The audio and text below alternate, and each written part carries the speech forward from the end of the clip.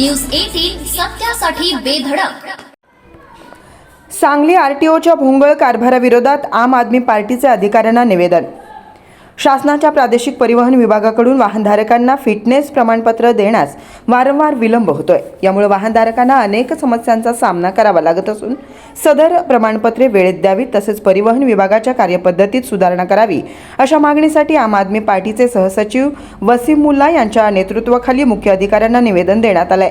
तसेच परिवहन विभागात चालणाऱ्या भोंगळ व नियोजन शून्य कारभाराकडचे वाभाडे काढून कामात सुधारणा करण्यात यावी अशी मागणीही निवेदनातून करण्यात आली आहे. निवेदनात म्हटलंय की परिवहन विभागीय कार्यालयात जमा होणाऱ्या प्रत्येक कागदपत्रांची पोहोच विहित नमुन्यात द्यावी.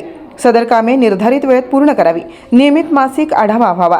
कार्यालयात कर्मचारी वगळता कामाव्यतिरिक्त एजंट यांना प्रवेश देऊ नये.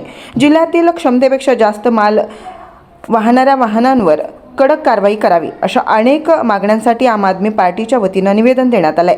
आम आदमी पक्ष गेली 4 वर्षापासून निवेदन देत आहे, मात्र जबाबदारी अधिकाऱ्यांकडून केवळ पोकळ आश्वासने दिली जातात.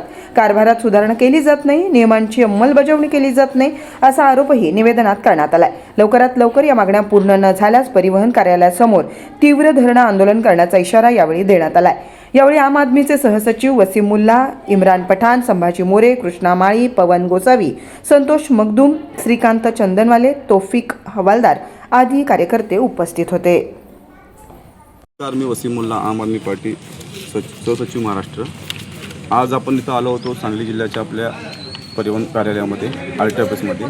इथं शासनाचे नियमाचे उल्लंघन करून हे कार्यालय चालत दिसत नाही. शासनाचे जेवढे काही नियम आहेत, शासनाच्या नियमाप्रमाणे हे कार्यालय चालत नाही आहे. शासनाच्या नियमाच्या पद्धतीने जे कार्यालय चाललं पाहिजे ते कार्यालयाची पद्धतीने दिसत नाही आहे. त्याचबरोबर इथं सगळ्यात मुळात प्रश्न असा आहे की ज्यावेळी वाहन पासिंग होतं, वाहन पासिंग झाल्यानंतर फिटनेस सर्टिफिकेट झाल्यानंतर फिटनेस सर्टिफिकेट कुठं मिळतं हेच ह्यांच्याकडे खिडकी उपलब्ध नाही आहे. म्हणजे ह्यांच्याकडं फिटनेस सर्टिफिकेट ह्यांनी बाहेर कुणाकडे तरी घ्या जावा, बाहेरच्या ऑनलाईन काढा जावा अशी उडवाडवीची ह्यांची उत्तरे असतात.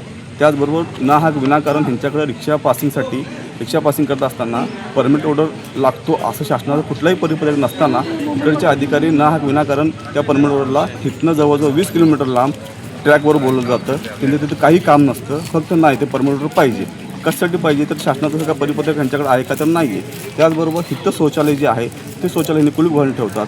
शासनाच्या नियमाप्रमाणे ह्यांनी कुठले विविध नमुन्यावर पोच दिली पाहिजे, ती पोच देत नाहीत. आज जर शासनाची इथे ऑफिसची कार्यालयाची जे आपण झाडवरती केल्यानंतर असं दिसतं की शासनाचे सगळे नियम ह्यांनी झाडावर बसून हे कार्यालय चालू दिसतंय. इथं आपण इथं जर आलो तर इथं नागरिकांच्या सुविधा सुखसुविधा कुठल्याच दिसत नाहीत. धन्यवाद.